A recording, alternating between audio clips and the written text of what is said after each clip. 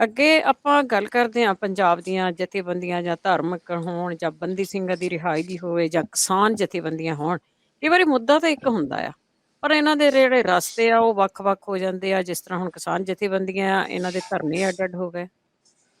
ਬਿਲਕੁਲ ਇਹ ਹੈਰਾਨੀ ਹੁੰਦੀ ਹੈ ਜੀ ਕਿ ਜਦੋਂ ਅਸੀਂ ਇੱਕ ਕਾਜ ਲਈ ਲੜ ਰਹੇ ਹਾਂ, ਇੱਕ ਇੱਕ ਟੀਚਾ ਹੈ, ਤੁਹਾਡਾ ਮਸਲਾ ਇੱਕ ਹੈ, ਮੁੱਦਾ ਇੱਕ ਹੈ, ਲੋਕਾਂ ਨੂੰ ਉਸ ਸਮੱਸਿਆ ਦਾ ਹੱਲ ਚਾਹੀਦਾ, ਤਾਂ ਤੁਸੀਂ ਇੱਕ ਝੰਡੇ ਥੱਲੇ ਇਕੱਠੇ ਕਿਉਂ ਨਹੀਂ ਹੁੰਦੇ? ਹੋਰ ਨਹੀਂ ਤਾਂ ਹੁਣ ਤਾਜ਼ਾ ਤਿੰਨ ਖੇਤੀ ਕਰਨ ਵਾਲੇ ਮਸਲੇ ਤੋਂ ਹੀ ਮਤਲਬ ਸਿੱਖ ਲੈਂਦੇ ਕਿ ਉੱਥੇ ਜੇ ਇਕੱਠੇ ਬੈਠੇ ਰਹੇ, ਉਹ ਬੇਸ਼ੱਕ ਲੋਕਾਂ ਦੇ ਡਰ ਨਾਲੇ ਬੈਠੇ ਰਹੇ, ਤੇ ਪਰ ਉਹ ਬੈਠੇ ਰਹੇ ਇਕੱਠੇ, ਉਹਦਾ ਜੀ। ਨਤੀਜਾ ਤਾਂ ਚੰਗਾ ਨਿਕਲਿਆ ਨਾ।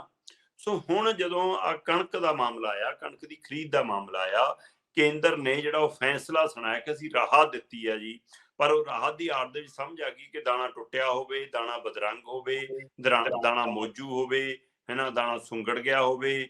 ਸੋ ਉਹ ਸਾਰੇ ਮਾਮਲੇ 'ਚ ਅਸੀਂ ਆਹ ਕਟੌਤੀ ਕਰਨੀ ਹੈ ਜੀ। ਉਹ 3 ਰੁਪਏ 87 ਪੈਸੇ ਤੋਂ ਹੁੰਦੀ ਜਾ ਕੇ 31 ਰੁਪਈਆਂ ਤੱਕ ਜਾ ਖੜੀ ਆ।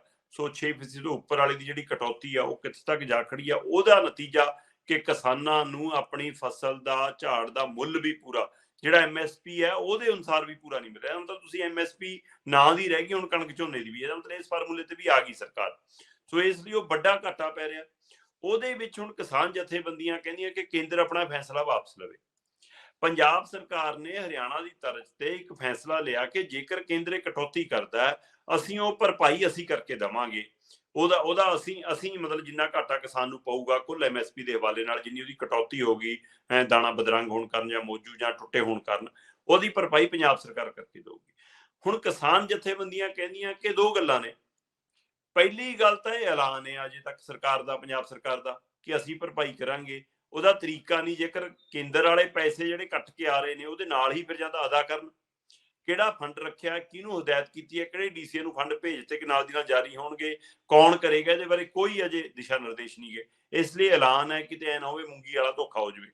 ਇੱਕ ਇਹ। ਦੂਜਾ, ਉਹ ਕਹਿੰਦੇ ਕਿ ਪੰਜਾਬ ਸਰਕਾਰ ਕਿਉਂ ਕਹਿ ਰਹੀ ਹੈ ਕਿ ਅਸੀਂ ਕਰਾਂਗੇ ਭਰਪਾਈ, ਉਹ ਕੇਂਦਰ ਦੇ ਖਿਲਾਫ ਆਡਾ ਕਿਉਂ ਨਹੀਂ ਲੈਂਦੀ ਕਿ ਆਪਣਾ ਫੈਸਲਾ ਵਾਪਸ ਲਓ? ਇਹ ਤਾਂ ਤੁਸੀਂ ਰਾਹ ਖੋਲ ਰਹੇ ਹੋ। ਅਗਲੀ ਵਾਰ ਨਹੀਂ ਉਹਨਾਂ ਰਾਹ, ਅਗਲੀ ਵਾਰ ਹਰ ਵਾਰ ਕਹਿ ਦਿਆ ਕਰੂੰਗੇ ਇੰਨੀ ਕਟੌਤੀ ਕਰੀ ਜਾਵੇ ਸੂਬਾ ਪੂਰਾ। ਸੋ ਇਸ ਲਈ ਕਹਿੰਦੇ ਇਹ ਰਾਹ ਕਿਉਂ ਖੋਲ ਰਹੇ ਹੋ? ਪੰਜਾਬ ਸਰਕਾਰ ਸਖਤ ਫੈਸਲਾ ਕਿਉਂ ਨਹੀਂ ਲੈਂਦੀ? ਜੇਕਰ ਪੰਜਾਬ ਸਰਕਾਰ ਦਮ ਨਹੀਂ ਰੱਖਦੀ ਹੈ, ਸਰ ਪਾਰਟੀ ਬੁਲਾ ਲਵੇ, ਸਰ ਪਾਰਟੀ ਨਹੀਂ ਤਾਂ ਜਥੇਬੰਦੀਆਂ ਨੂੰ ਬੁਲਾ ਲਵੇ, ਕਹਿੰਦੇ ਦਿੱਲੀ ਚੱਲਣ ਸਾਡੇ ਨਾਲ। ਸੋ ਦੂਸਰੇ ਪਾਸੇ ਜਥੇਬੰਦੀਆਂ ਨੇ ਇਹ ਕਹਿਣਾ। ਪਰ ਜਿੱਥੇ ਪੰਜਾਬ ਸਰਕਾਰ ਨੂੰ ਸਲਾਹਾਂ ਦਿੰਦੀਆਂ ਨੇ ਜਥੇਬੰਦੀਆਂ ਕਿ ਤੁਸੀਂ ਇਕੱਠੇ ਹੋ ਕੇ ਦਿੱਲੀ ਜਾਓ, ਚਾਹੇ ਸਾਰੀ ਸਰਕਾਰ ਲੈ ਜਾਓ, ਸਾਰੇ MLA ਲੈ ਜਾਓ, ਚਾਹੇ ਸਾਰੀਆਂ ਪਾਰਟੀਆਂ ਲੈ ਜਾਓ, ਉੱਥੇ ਆਪ ਕਿਉਂ ਨਹੀਂ ਇਕੱਠੇ ਹੁੰਦੇ? ਹੁਣ ਇਸੇ ਮਸਲੇ ਤੇ, ਕਣਕ ਦੀ ਖਰੀਦ ਦੀ ਕਟੌਤੀ ਵਾਲੇ ਮਸਲੇ ਤੇ ਕੇਂਦਰ ਖਿਲਾਫ ਕੱਲ ਪੰਜਾਬ 'ਚ ਧਰਨੇ ਸੀਗੇ। ਰਾਜੇਵਾਲ, ਬਲਵੀਰ ਸਿੰਘ ਰਾਜੇਵਾਲ ਉਹਨਾਂ ਦੇ ਨਾਲ 3 ਜਥੇਬੰਦੀਆਂ ਨੇ ਜਿਹੜੀਆਂ, ਉਹਨਾਂ ਨੇ ਆਪਣੀ ਕਮੇਟੀ ਬਣਾਈ ਹੋਈ ਹੈ 3 ਜਥੇਬੰਦੀਆਂ ਨੂੰ ਮਿਲਾ ਕੇ। ਉਹ 3 4 5 ਜਥੇਬੰਦੀਆਂ ਕਹਿੰਦੀਆਂ ਜੀ ਅਸੀਂ ਤਾਂ ਉਸੇ ਦਿਨ ਵਿਰੋਧ ਕਰਤਾ ਸੀ ਜਿੱਦਣ ਇਹ ਕੇਂਦਰ ਦਾ ਫਰਮਾਨ ਆਇਆ, ਉਸ ਦਿਨ ਤੋਂ ਹੀ ਖਿਲਾਫ ਖੜੇ ਆ, ਇਸ ਲਈ ਅਸੀਂ ਕਿਸੇ ਧਰਨੇ 'ਚ ਕਿਸੇ ਨਾਲ ਕਿਉਂ ਬੈਠਣਾ। ਦੂਏ ਪਾਸੇ ਅਗਰਾਹਾਂ ਹੋਰੀ ਕਹਿੰਦੇ ਅਸੀਂ ਤਾਂ ਜੀ ਆਪਣਾ ਏਜੰਡਾ ਲੈ ਕੇ ਚੱਲੇ ਰਹੇ ਹਾਂ, ਸਾਡੇ ਤਾਂ ਕਿੰਨੇ ਹੀ ਮਸਲੇ ਹੈਗੇ ਨੇ, ਪਹਿਲਾਂ ਤੋਂ ਉਸੇ ਮਸਲਿਆਂ ਤੇ ਖੜੇ ਆ ਤੇ ਅਸੀਂ ਤਾਂ ਆਪਣੇ ਧਰਨੇ ਪ੍ਰਦਰਸ਼ਨ ਕਰੇ ਰਹੇ ਹਾਂ। ਤੇ ਬਾਕੀ ਜਥੇਬੰਦੀਆਂ ਕੁਝ 32 ਚੋਂ 12 ਅੱਡ ਨੇ ਜੀ, 18 ਅੱਡ ਨੇ ਜੀ, ਆ 4 ਅੱਡ ਨੇ ਜੀ।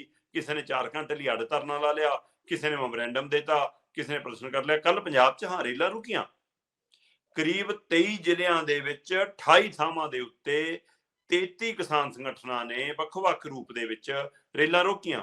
ਉਹਦਾ ਅਸਰ ਹੋਇਆ, ਖਾਸ ਕਰ ਜਿਹੜਾ ਦਿੱਲੀ ਅੰਮ੍ਰਿਤਸਰ ਸਾਡਾ ਰੋਡ ਹੈ, ਉਹਦੇ ਉਸ ਰੇਲਵੇ ਟਰੈਕ ਦੇ ਉੱਤੇ ਸਭ ਤੋਂ ਵੱਧ ਅਸਰ ਦੇਖਣ ਨੂੰ ਮਿਲਿਆ। ਟ੍ਰੇਨਾਂ ਪ੍ਰਭਾਵਿਤ ਹੋਈਆਂ, ਲੋਕ ਵੀ ਔਖੇ ਭਾਰੇ ਹੋਏ, ਲੋਕ ਕਿਸਾਨ ਜਥੇਬੰਦੀਆਂ ਪ੍ਰਤੀ ਵੀ ਰੋਸਾ ਪ੍ਰਗਟਾਉਂਦੇ ਨਜ਼ਰ ਆਏ ਕਿ 30 ਦਿਨ ਧਰਨਾ ਲਾ ਲੈਂਦੇ ਆ ਜੀ, ਆਹ ਕਰ ਲੈਂਦੇ ਜੀ। ਪਰ ਇੱਧਰ ਸਵਾਲ ਇਹ ਹੈ ਕਿ ਇਕੱਠੇ ਕਿਉਂ ਨਹੀਂ? ਜਦੋਂ ਮੁੱਦਾ ਐਡਾ ਬੜਾ, ਸਮੁੱਚੇ ਕਿਸਾਨਾਂ ਦਾ ਮਸਲਾ ਹੈ, ਸਮੁੱਚੇ ਕਿਸਾਨਾਂ ਦੇ ਮੂੰਹ 'ਚੋਂ ਉਹਨਾਂ ਦੀ ਰੋਟੀ ਖੋਹਣ ਦੀ ਕੋਸ਼ਿਸ਼ ਹੈ, ਜਿਹੜੀ 6 ਮਹੀਨੇ ਬਾਅਦ ਨੂੰ ਆਸ ਹੁੰਦੀ ਹੈ ਕਿ ਅੱਜ ਕਣਕ ਦਾ ਮੁੱਲ ਪੈਣਾ, ਉਹ ਮੁੱਲ ਪੂਰਾ ਨਹੀਂ ਪਾਇਆ ਜਾ ਰਿਹਾ। ਉਸ ਦੇ ਬਾਵਜੂਦ ਇਹ ਜਥੇਬੰਦੀਆਂ ਇੱਕ ਝੰਡੇ ਥੱਲੇ, ਇੱਕ ਬੈਨਰ ਥੱਲੇ, ਇੱਕ ਮੁੱਦੇ ਦੇ ਉੱਤੇ ਕਿਉਂ ਨਹੀਂ ਇਕੱਠੀਆਂ ਹੁੰਦੀਆਂ? ਇਹ ਵੱਡਾ ਸਵਾਲ ਖੜਾ। ਸੋ ਉਸੇ ਦਾ ਨਤੀਜਾ ਫਿਰ ਹੁਣ ਕੇਂਦਰ ਜਾਂ ਸੂਬਾ ਸਰਕਾਰਾਂ ਇਹਨਾਂ ਨੂੰ ਗੰਭੀਰਤਾ ਨਹੀਂ ਲੈਂਦੀਆਂ। ਡੱਲੇਵਾਲ ਹੋਰੀ ਅੱਡ, ਰਾਜੇਵਾਲ ਹੋਰੀ ਅੱਡ, ਅਗਰਾਹਾਂ ਹੋਰੀ ਅੱਡ, ਉਹ ਕਾਦੀਆਂ ਹੋਰੀ ਅੱਡ। ਸੋ ਸਾਰੇ ਆਪੋ ਆਪਣੇ ਬੁਰਜ ਗਿੱਲ ਹੋਰੀ ਅੱਡ, ਉਹਨਾਂ ਦੇ ਵਿੱਚੋਂ ਇੱਕ ਜਥੇਬੰਦੀ ਹੋਰ ਅੱਡ।